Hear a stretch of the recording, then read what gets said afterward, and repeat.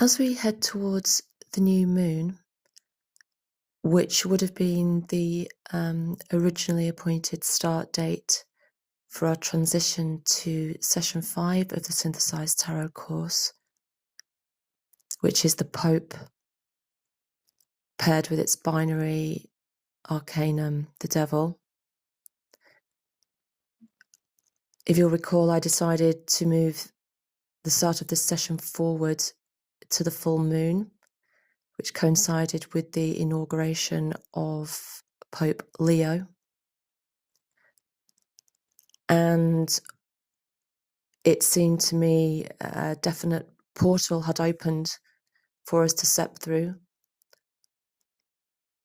emphasized and reinforced and assisted by the Olive Pixie exercises, the Diethu exercises, and the creation of Magical Doorway. Also the doorway offered by the Emperor himself or guarded by the Emperor, the doorway of Dalet, oversphere of Da'ath. I do think that our group was presented with a portal, and it seemed I seized upon this. I know that some other members of the group felt it as well and were very keen to move forward. They felt the wheel turning as I did, and we jumped on that turning wheel, the rotor.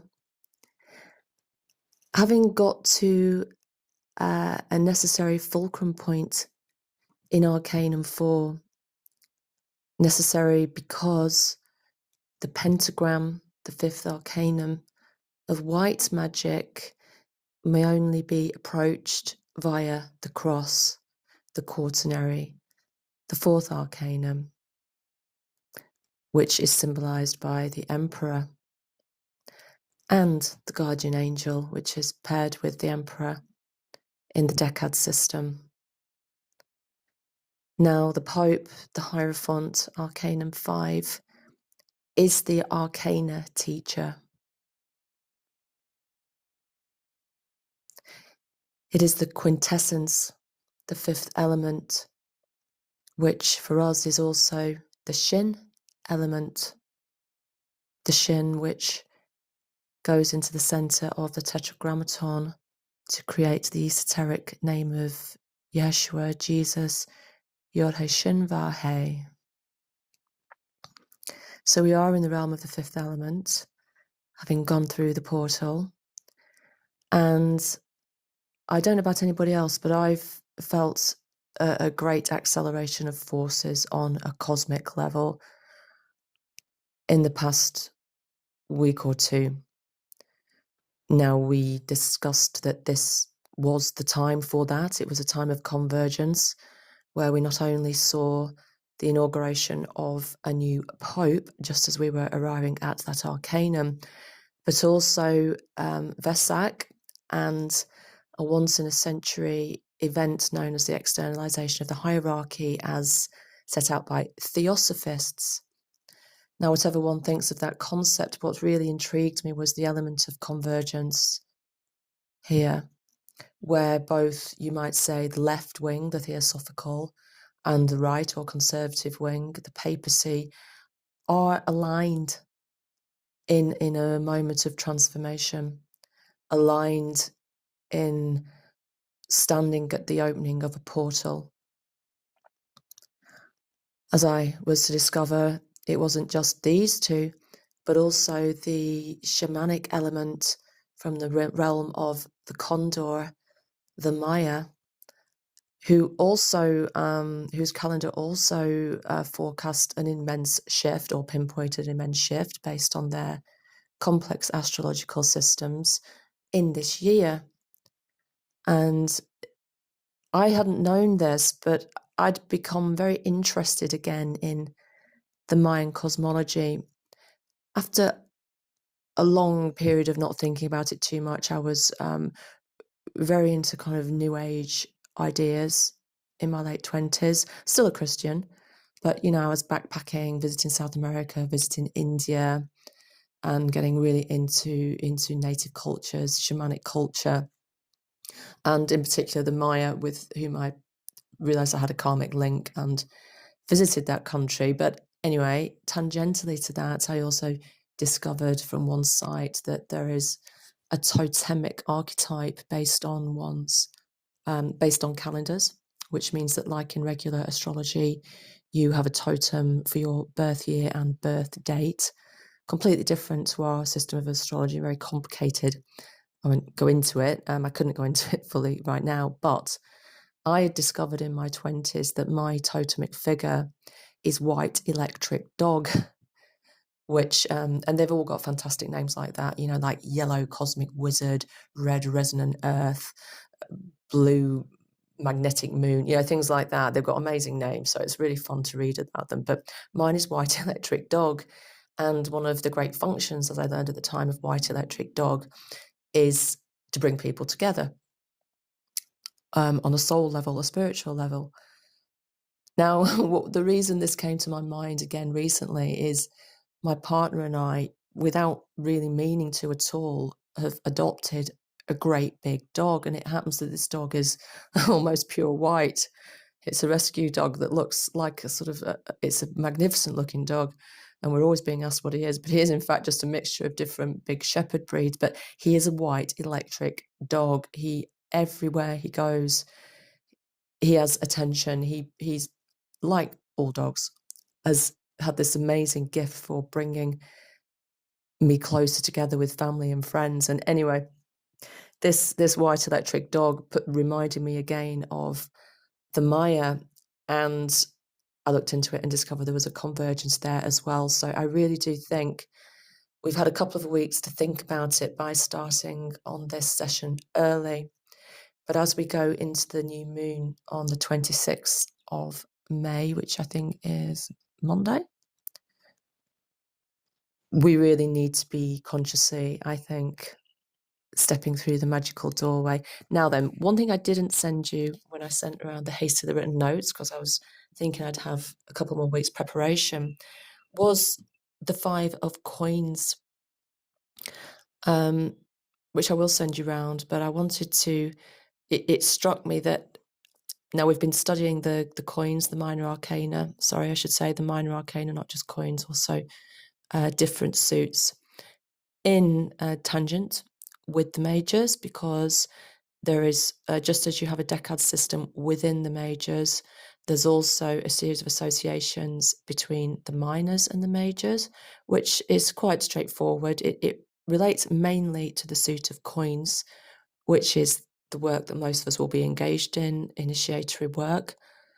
Because at the higher levels, you're basically Buddha by the time you get to cups and wands. But, you know, we're at the level of probably coins and swords. And it's quite logical association. The first major arcanum is associated with the 1 of coins, and the second major arcana, the High Priestess, with the 2 of coins, and so on. Which means that the 5th of the major arcana, the Hierophant, is associated with the 5 of coins. Now then, this is where the convergence between the majors and the minors really harmonizes wonderfully well. Sometimes it's more tenuous or less of an obvious circle or synthesis, but a useful, nonetheless, parallel teaching. But on this occasion, the harmony between the 5 of coins and the Hierophant is so great that I think it's worth really emphasizing. Now, whilst the Pope of the major arcana, the Hierophant, is in a binary relationship with the devil, the 15th arcanum, and together I have placed them over the Sephira of Mercy, Chesed, Kyrie eleison, Christi eleison. His mercy is from age to age on those who fear him. Lord Jesus Christ, Son of God, have mercy on me, a sinner, in Chesed. In the minor arcana, the 4 of coins is actually synthesized with Gevura, which is opposite Chesed on the pillar of severity. So this again brings it into balance.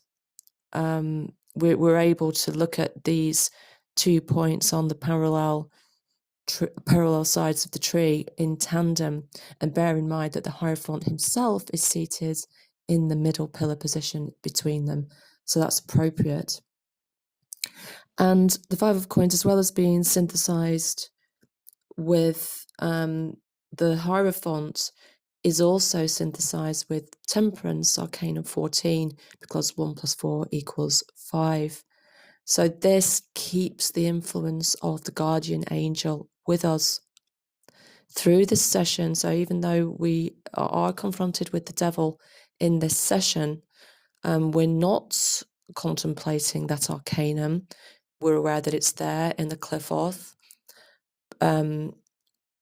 are shielded by the Pope, and we're also shielded by the wings of the guardian angel, emphasizing the benign influence at the gateway of the portal. So I'm just going to read from the Minor Arcana of Moebius, the 5 of coins.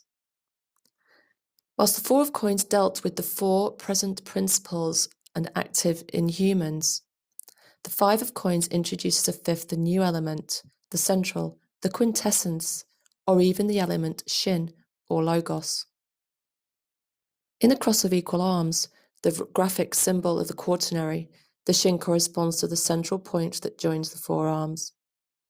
Adding the Shin to the divine name, Yod, He, Vau, second He, transforms it into Yod, He, Shin, Vau, He, that is Yehoshua or Jesus.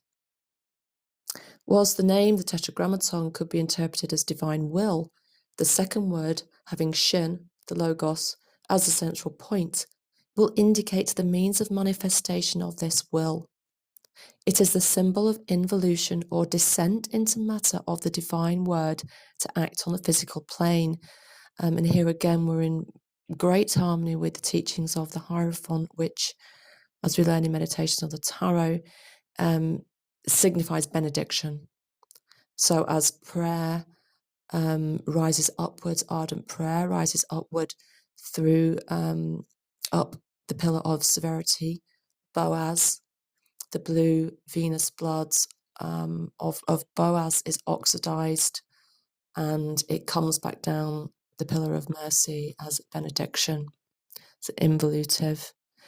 And remember that above the Pope on the Tree of Life, above the Sephira Chesed, is the Sephira Hokmah, where we have the High Priestess and the Hanged Man, which again has the roots in heaven, and the blessings come down through him and towards the Hierophant, him in this case being the soul of the Messiah. Now the Pope also is as we said at the beginning, the white magical, the sacred magical pentagram, which we arrive at via the cross. In general, the pentagram is an evolutionary upright position, symbolizing being human. The 4 lower points correspond to its psychophysical composition, and the upper point, the spiritual principle that this composition will become in its mortal soul. One aspect of the spiritual principle is the divine will. In the pentagram, which symbolizes the human being, the divine will is represented by human will, and it can be considered as being the projection of the divine will about the individual soul. The human personal will differs from the divine, whilst not discovering its primordial source, and it is not integrated into the divine will. In the stage of 4 of coins, the will constituted an impulse to reach a desired target. In the 5 of coins, there are various different types of will and various ways in which it reflects on the inner life of human personality. The disciple at this stage of spiritual development must first of all understand that the will, although it is a reflection of the divine will, is in general very distorted because of the disharmony and imperfection of the envelopments of the internal human being that the divine will needs to cross before reaching human consciousness. The graphic symbol of the cross of the Hierophant, which has 3 arms, illustrates the subject clearly. When there is harmony between the three planes, mental, emotional, and physical, symbolized by the three horizontal lines of the cross, the vertical axis, the divine will, can cross them in a straight line. If the planes, instead of horizontal lines, have slanted or twisted lines because of our imperfect personalities, when the vertical line crosses them, it also warps. That is, the manifestation of the divine will becomes distorted. If human thoughts are directed at evil, volitional strength will propel man to bad deeds. If the emotional body is under the influence of lower pressures, the will shall take the decisions caused by this involutive state. In the event that the physical body is dominated by an addiction, the will shall be directed to satisfy this. Very dangerous for us, any human. The disciple must know that working to harmonize his body envelopes, he not only performs the first few steps on the path of general spirituality, but also purifies the will, which henceforth will always be more able to express the divine will. Progressively, the will shall no longer be directed to the satiation of personal desires and will instead serve the higher self. However, following the higher will does not mean to drown out the voice of feelings or needs of the legitimate personality. This characterizes Eastern and Christian asceticism, which condemns any desire or will and recommends killing the body. The Way of Coins advocates the development of all positive aspects of the human being governed by the evolutionary will. To obtain a good result, the student must carefully analyze their inner world, learn to know the character of their desires, and using his or her mental abilities, discern the evolutionary desires from the involutive ones, but also to differentiate the natural and useful from the useless and superfluous, which disturb internal work. The important thing is that these desires do not control you, but they are controlled by you, and at any moment, if necessary, can be overcome. So especially dangerous are desires which have become habits. And any disciple seeking aspiration to initiation must get rid of habits, whatever their character. However, in the internal life of the human being, there are trends that the evolutionary will must take into account and even sustain and direct. These are the creative trends, whether scientific, philosophical, or artistic, which enrich the personality. However, the evolutionary will must not allow them to degenerate into disharmonious manifestations. You need to make them subtle and use them as a means of spiritual progress. Each human being has his or her innate characteristics, the predominance of reason, of feelings, of this or that element. The evolutionary will must take this data, taking advantage of its particularities, both the development of a multilateral personality, as well as to strengthen and harmonize the bodies or planes. These are the sleepers, the horizontal crosses of the Hierophant's cross. The analysis of the conditions of the penetration of the divine will in the internal human climate reveals a mutual dependence. The higher will, penetrating the internal climate, makes it subtle and harmonizes it. But on the other hand, raising the level of this climate allows for a better penetration of the divine will. As it is above, so shall it be below. If you remember, is the accomplishment of the major arcana as described in Meditations on the Tarot. It is normal for the disciple in this degree of development to have difficulty adjusting his or her will to the divine. An important task of the internship of coins consists precisely of establishing a harmonious relationship between the divine will and that of human personality. Whilst the first arcanum of coins spoke of the need to be conscious in all actions, in the fifth arcanum, this same permanent state of consciousness becomes more penetrating, because the disciple must consider and evaluate the ethical aspects of each action and impulse. Ethical emeticism affirms that a conscious bad action is, in a sense, better than a good unconscious one, within reason, of course. This paradox, apparently amoral, underlines in itself the enormous importance of being aware of everything that you do, say, or think, becoming accountable, that is, responsible for everything. It is at this stage that the disciple learns not just to make a deep analysis of their actions, words, internal impulses and reactions, but also to accept responsibility for the same. The conscious human will, even when degraded or purely selfish, is still a manifestation of quintessence, the fifth essence, that is of consciousness, which is a divine principle.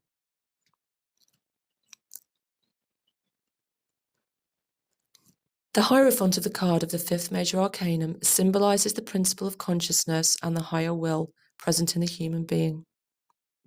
The two figures before him, the positive and negative elements of one's own personality. The Hierophant blesses the first and threatens the second. The title of the arcanum, Ciencia Beni e Mali, confirms the importance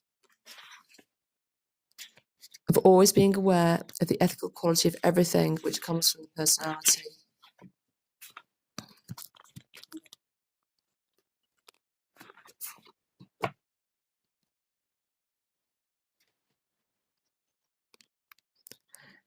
Tradition calls the fifth major arcanum the arcanum of life, because in the field of Hermetic philosophy, this arcanum corresponds to the understanding that the divine breath penetrates into all planes of creation. The perception of this omnipresence creates in the disciple of coins a new understanding of himself and the surrounding world. You find out that one lives to make it easier for the cosmic hangman who's above in Hokmah, universal magnetism that moves and connects everything, natural religion, to manifest itself with greater strength. The disciple must understand the fact, and not just understand it mentally, that the divine breath, as principle of life, is inseparable from universal harmony, and that therefore the vital risk of each organism is proportional to the harmony of the elements that compose it. The connection of the five of coins with another major arcanum, the 14th, is evident. The 14th is the arcanum of the harmonious synthesis of personality. The five of coins explains how this synthesis can be carried out under the influence of the evolutionary will of the human being. Arcanum 14 also deals with the transition of energy, that is, the transition from one state to another. Just as when the wheel turns, the second hay of the emperor of the first cycle becomes the yod of the second cycle, and the wheel is put into motion. In the field of ethical hermeticism, the transfer of energy is manifested through the transmutation of the lower human elements into superior. The energy hidden in the human being is called Kundalini in the East and elixir of life in the West. And he goes on to write a bit about Kundalini and reincarnation, which I'm not going to read too much more, I don't think. You reinforce at the end that the fifth degree is corresponding to Gavura and principles of order and legality, putting some limitations which are reasonable upon the sufferer of mercy. We need both pillars.